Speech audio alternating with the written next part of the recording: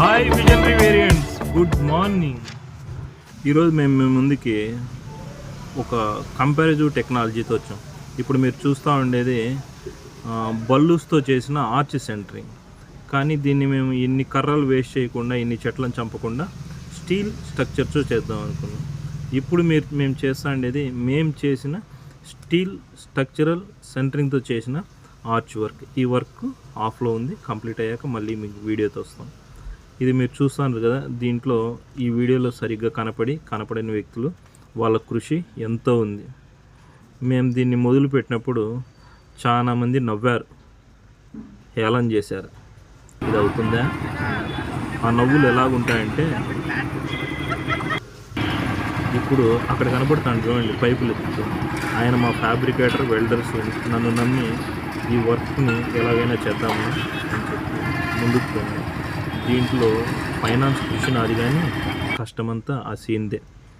దీంట్లో సతీష్, సీను, ఇబ్రి ఇంకా చాలామంది కృషితో మేము ఈ స్ట్రక్చర్ని కంప్లీట్ చేయగలిగాం. ఇది స్టేజ్ వైజ్ మీకు నేను ఎక్స్ప్లెయిన్ చేస్తాను. ఫస్ట్ మేము 10 feet వరకు ఒక స్ట్రక్చర్ వేసాం. దాన్ని అంతా ఇది ఒక షామియానా షెడ్ వేస్తానరా అన్నారు. ఆ తర్వాత 16 feetకి వేసాం. అప్పుడు ఏదో చేస్తానని ఆలోచించారు.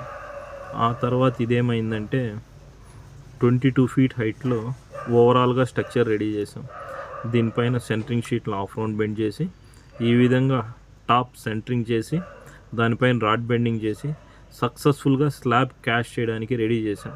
మా స్లాబ్ క్యాస్ట్ అయిన తర్వాత, కొంత వర్క్ జరిగిన తర్వాత, ఇది మీరు చూస్తా అంటే మా ఆర్నమెంటల్ ఆర్చ్ వర్క్ కంప్లీట్ అయిన ఇమేజ్ ఇది.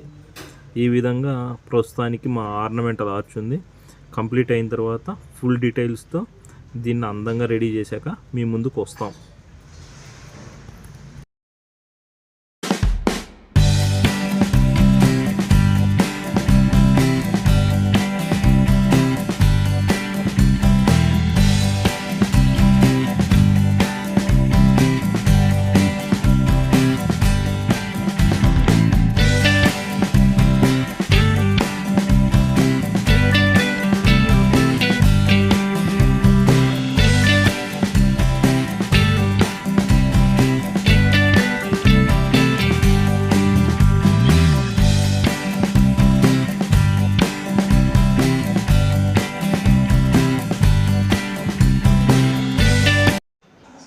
For more content, please like, share, subscribe.